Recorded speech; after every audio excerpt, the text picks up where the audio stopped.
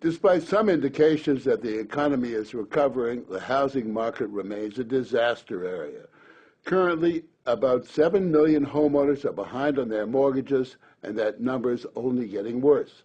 Banks, with the help of the government, are offering some relief to homeowners who've lost jobs and just can't meet their payments.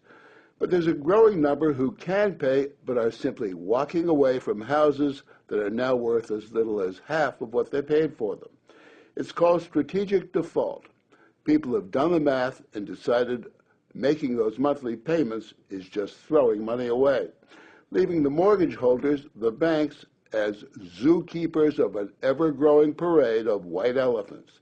In the past year, it's estimated that at least 1 million Americans who can't afford to stay in their homes simply walked away. Among them, Chris Diener and his wife Dana of Sun City, Arizona.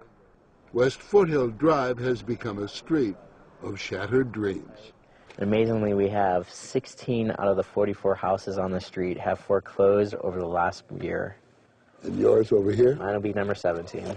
When Diener, an auditor for a local university, bought his 3-bedroom house in 2006 for $262,000, he thought he got a bargain.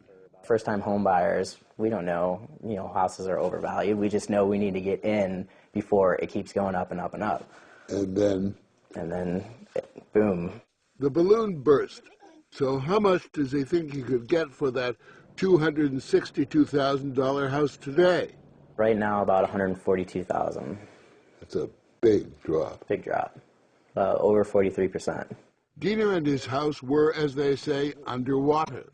With a mortgage of about $250,000 on a home worth less than $150,000, he has one very expensive lemon. He says he tried to talk his bank into renegotiating his mortgage, but because he earns enough to keep paying, the bank said no deal. They refused to. They said it was going to affect my credit and they were going to take my house, and I pretty much said go for it. But you could afford to stay here, correct? I could, yeah. But he chose not to. He's walking away. That lemon of a house is now the bank's problem. It's almost like the in thing to do right now, it seems like. And because Diener, like many Americans, only made a 10% down payment on his home, taking a hike is a lot easier. It's a trend the banks fear could catch on with average homeowners. Already, the CEO of Citibank's mortgage unit estimates that 1 in 5 borrowers who default on their mortgages are able to pay. If that number rises, it could jeopardize any economic recovery.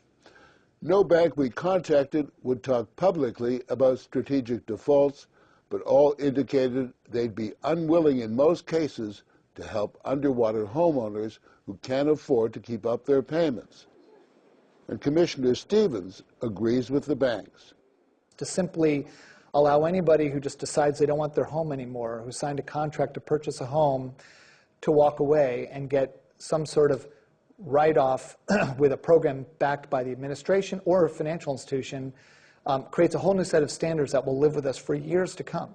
But the Dieners, who stopped paying their mortgage 5 months ago, plan to stay in their house for free until the bank forecloses in July.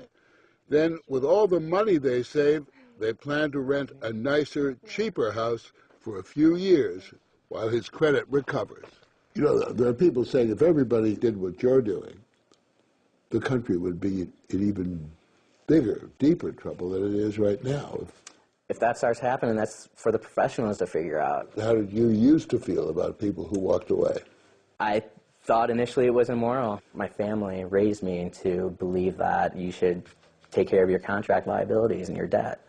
That's how I was brought up to be. Live within your means. Live within your means, yeah. And that's what I've done. So you don't feel any responsibility for it? Unfortunately, no, I don't.